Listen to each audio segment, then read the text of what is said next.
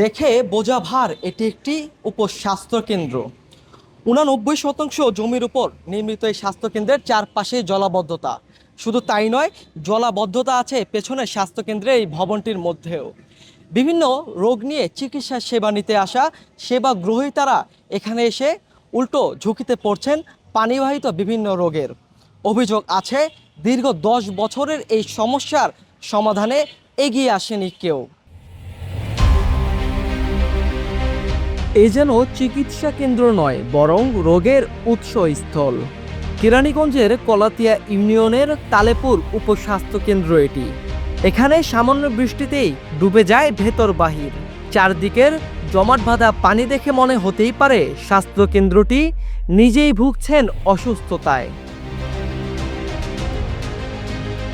স্বাস্থ্যকেন্দ্রটির ভেতরে প্রবেশ করলে দেখা যায় মাত্র একটি কক্ষেই বসছেন চিকিৎসক, ফার্মাসিস্ট আর ল্যাব টেকনোলজিস্ট। সেখানেই হচ্ছে সেবা গ্রহীতাদের চিকিৎসা সেবাদান। পানিবন্দী অন্য সব কক্ষ পড়ে আছে তালাবদ্ধ অবস্থায়। এখানে আসা সেবা গ্রহীতা ও সেবাদানকারী উভয়ই আছেন চরম দুর্ভোগের মাঝে। এই স্বাস্থ্যসেবা কেন্দ্র আসলে এরকমভাবে চলে না, যেটা আমি মনে করি। স্বাস্থ্যকেন্দ্র একদম চকচকে ঝকঝকে থাকা উচিত। পুরা এলাকার মানুষের সেবার লিগে একটুখানি উপকার হয়। এই জায়গার সরকারি হাসপাতালে সরকারের দেখানোর উচিত হনে এইভাবে। এটা বৃষ্টির লিগে এটা পুরা বাজারের পানি এখানে আইসা জমা। সুবিধার জন্য এখানে আসি, আরও অসুবিধা হয় বেশি। এখানে আমরা আসতে পারি না, অনেক কষ্টের মধ্যে আছি। এখানে আমরা সেবার জন্য এখানে আসি, সেবাটা পাই নাই। দীর্ঘ 82 সালের পরে আর কোনো সমস্যা হয়নি এটা। হ্যাঁ, 82 সালে আমাদের ভাই ছিল ডাক্তার বিগ্রহ হেদায়তুল্লাহ ডক্টর, উনি এটা আনছিল। উনি আনার পরে বাস আর কোনো সমস্যা হয়নি। উনি চলে যাওয়ার পরে বাস এইভাবে পড়ে আছে। এটা কোনো সেবাই পাচ্ছি না আমরা। বৃষ্টির পানিটা সব হলে চতুর্দিকের পানিটা এখানে ঢুকে, হ্যাঁ, আর এই জায়গাটা নিচে হওয়াতে পানিটা ঢুকে, যে কারণে আমাদের এই অবস্থাটা। আমাদের সবগুলো কক্ষই তালাবদ্ধ, শুধু একটা এই রুমটাই শুধু উঁচু করার কারণে আমরা এখানে এসে বসি। সেবা গ্রহীতাদের অভিযোগ আছে এই স্বাস্থ্য কেন্দ্রটি থেকে পর্যাপ্ত ওষুধও পান না তারা।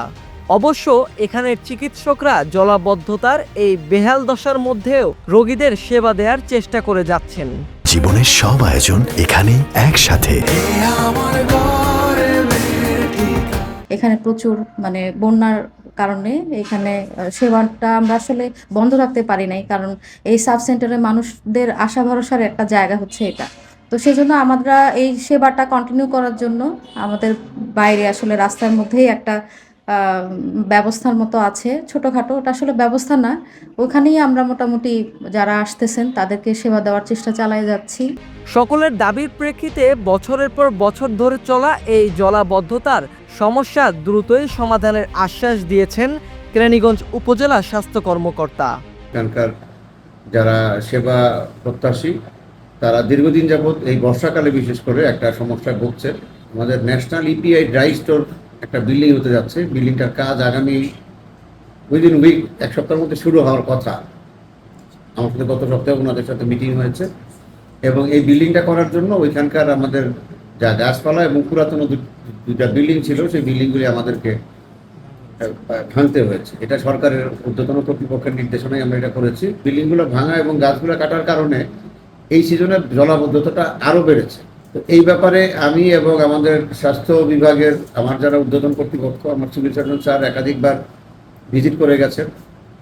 আমার বিভাগীয় পরিচালক, স্বাস্থ্য অধিদপ্তর যারা আছেন তারাও জানেন।